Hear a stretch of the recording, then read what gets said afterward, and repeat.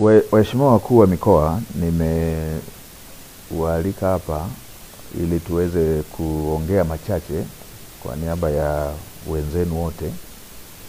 Mamlaka ya hali ya hewa ya Tanzania, yani TMA, ilitoa utabiri wa mwelekeo wa msimu wa mvua za vuli na mvua za msimu kwa kipindi cha Oktoba 2025 hadi Disemba 2025 na kipindi cha mwezi Novemba 2025 hadi Aprili 2026 mtawalia.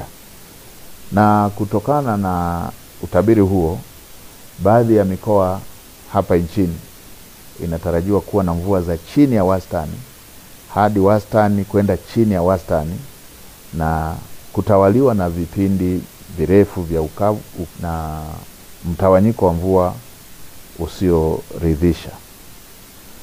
Tathmini ya mamlaka ya hali ya hewa inaonesha hali ya kuchelewa kwa mvua inatarajiwa katika maeneo ya mkoa wako wa Dodoma, Mheshimiwa Mkuu wa Mkoa, mkoa wa Katavi, mkoa wa Kigoma, mkoa wako wa Singida, Mheshimiwa Mkuu wa Mkoa, Tabora, pamoja na mikoa ya Iringa, Mbeya, Mtwara, Njombe, Songwe, Rukwa, Ruvuma, pamoja na kusini mwa mkoa wa Morogoro. Na kutokana na taarifa hiyo, mamlaka ya hali ya hewa Tanzania nimeona ni vyema nitumie fursa hii kusisitiza masuala kadhaa muhimu kwa wananchi na mamlaka mbalimbali za serikali ili tuweze kujiandaa. Moja, Watanzania wote kujenga tabia ya kufuatilia kwa karibu taarifa za utabiri wa hali ya hewa pamoja na kuzingatia ushauri na maelekezo yanayotolewa. Waheshimiwa wakuu wa mikoa, mnakumbuka huwa inatokea tahadhari hizi zinatolewa, tunachelewa kuchukua hatua sote kama Watanzania, serikali, taasisi za serikali na wananchi wote kwa ujumla, na inakuja kutokea madhara kama ambavyo tumewahi kushuhudia, mafuriko ya udongo kule Manyara, ama mafuriko katika baadhi ya maeneo ya wananchi waliojenga kwenye mabonde. Kwa mara hii tunatahadharishwa kuhusu uhaba wa mvua, kwa mvua hazitakuja za kutosheleza na zitakuwa na mtawanyiko usioridhisha.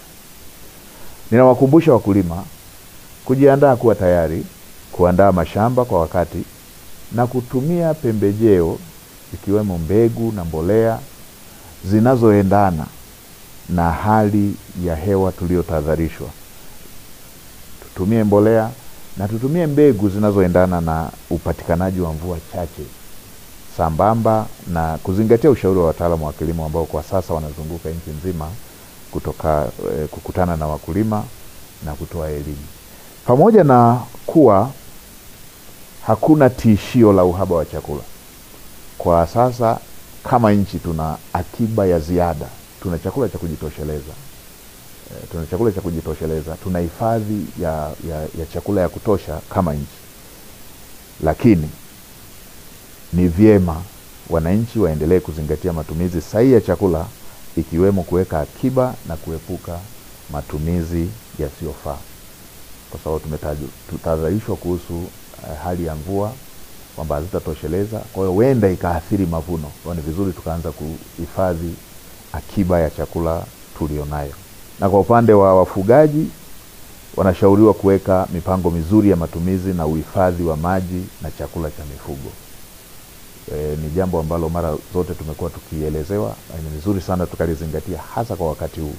Matumizi bora ya malisho, uhifadhi wa chakula pamoja na maji kwa ajili ya mifugo, ili yasijitokeze yale ambayo tumewahi kuyashuhudia ya upotevu mkubwa wa mifugo kutokana na uhaba wa chakula pamoja na maji. Wakuu wa mikoa pamoja na wakuu wa wilaya, wasimamieni maafisa ugani ili muhakikishe wanawatembelea wakulima na kutoa ushauri ikiwemo matumizi sahihi ya mbegu kulingana na hali ya hewa badala ya kukaa maofisini. Tumekuwa na shida hii ya kila mtu kuwa anakaa ofisini. Sasa ofisi za baadhi yetu inatakiwa iwe kule kazi yao majukumu yao yanapotaka wawasimamie, wawaelekeze, wawaelimishe wakulima, wawaelimishe wafugaji, ili madhara ya tahadhari hii tuliopewa yasiwe makubwa kwa wananchi wetu. Na kwa upande wa mamlaka ya bandari, mamlaka ya mapato TRA, TFC, wahakikishe kama kuna shehena zozote ambazo pengine ziko bandarini, pengine ziko kwenye meli, pengine zinakamilisha utaratibu wa kutolewa, zitolewe kwa udharura, zitolewe haraka, ili wakulima wetu waweze kuwahi msimu, pasiwepo na ucheleweshaji wa mbegu ama mbolea ama viuatilifu katika wakati huu ambapo wakulima wanataka waende sambamba na msimu unapoanza, na hasa katika baadhi ya maeneo ambako tayari tunaona kuna baadhi ya viashiria kwamba msimu umechelewa ukilinganisha na miaka mingine.